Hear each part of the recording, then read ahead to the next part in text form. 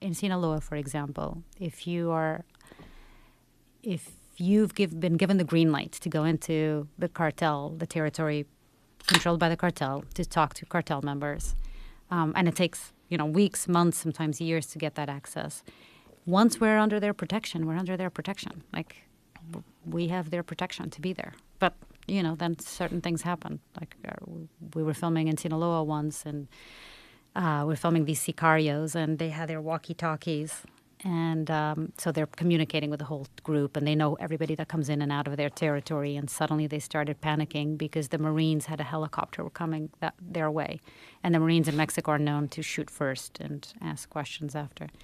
And they started freaking out, and they basically jumped into the cars and left us. And we didn't know what to do. Should we go after them? And they're going to think we're part of the group, and they can start shooting at us, or should we stay behind? But we were in an open area, in a sort of forested area. Should we try to hide? And then we're going to really look suspicious. So it was crazy. What did you do? We got in a car and followed them, and then spent the day with them doing cocaine all day because it wasn't safe for us to leave until the night. So they just do cocaine all the time? They do a lot of cocaine.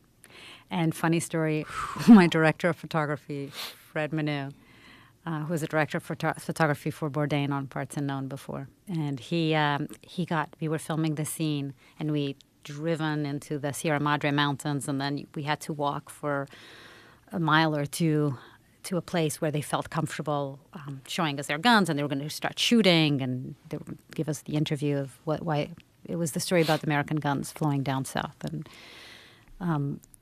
how they're used in the violence. And we're walking there, and suddenly Fred basically turns to us and says, "I don't feel good." And he had a massive case of what is it that you call it? The revenge? Montezuma's revenge. Massive case. And so we walk to the place. Fred's on the floor. They managed to put like some sort of cloth on the floor for him. He's like on the floor, can barely breathe, is like puking and going to the bathroom, and all of it is happening at the same time. And the guy is constantly offering him cocaine and telling him, "Dude, this will fix you, my friend. You have no idea.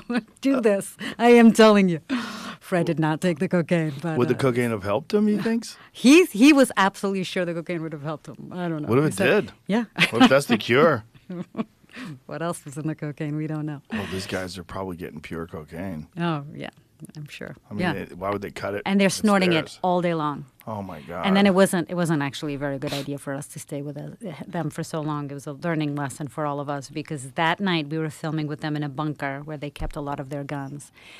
And one of them had been snorting cocaine all day and basically pulled the trigger on the floor, and the bullet came out just like 2 inches from Fred's head because he was in the bunker right in that hole. And it could have been really bad.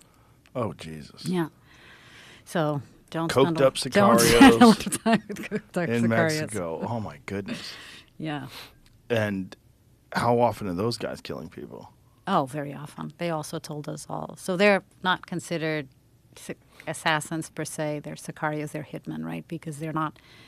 It's part of what they do for the cartel, amongst many other things, like transporting drugs and guns and all of it. But, a lot of people. And he also told me the story of the first person he ever killed, and he was ordered to kill, and it was a friend of his. And he went to his house and knocked on the door, and the guy opens the door, and he shoots him. And the guy is yelling, "Don't kill me, don't kill him," and shoots him right in the face.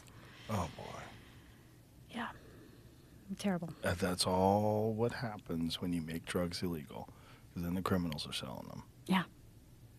So that we can consume them. Let's not forget. Yeah. It's dirty. Yeah, it is dirty. And I don't, I've had conversations with people about this, like, what is the solution in America? Because if you legalize drugs, all drugs in America, and sold them, like if pharmaceutical drug companies sold heroin, cocaine, all that. I don't want the pharmaceutical companies involved in that. Right. Like who sells it if it's not them? Yeah, so either the cartel sells it or they sell it, or no one can sell it. Well, that's not going to be the case. Someone's going to sell it. And if you make it legal, you're going to have more people doing it. Like, we're not accustomed to things being legal. If you made cocaine legal in this country, a bunch of people would try it that wouldn't ordinarily try it because they wouldn't know who to get it from. They wouldn't know how to do it. If you could just walk into Walgreens and buy cocaine, I guarantee you we'll have more overdoses, more addicts, more. But what is the solution to that? Is it education? Does that even work? Is it counseling? Is it drug rehabilitation centers everywhere? Is it Ibogaine? Like, what's the solution to? Yeah, I don't know, but I think looking at the example of Portugal is a good idea. Yeah, but we're not decriminalized Portugal. it. The problem is like what we talked about, like prison guard unions, Yeah. privatized prisons, the state of the policing in this country, and the way it's done, and the amount of people that are in jail in this country is so insane. Yeah, yeah. There's no easy answer, which is why no one has tried Yeah. to solve this. And then there's this bizarre trend to let people out that have committed violent crimes in this country. It's almost like someone's engineering the deterioration of the country and like ensuring civil unrest. So they're keeping the people that, for minor crimes that shouldn't be there, like the guy selling weed on the corner Well, they're not even keeping them anymore. now. No, I mean, it's like Los Angeles in particular is just nuts. It's just nuts. They have these district attorneys that are funded by George Soros, and they put them in, and these people, their mandate is to let as many people out as possible. And violent crime, whatever it is, no cash bail, they're just letting people out. And they're letting people out of prison that are violent prisoners. It's And like what's the idea behind that? that the prison system's unjust. That's the narrative.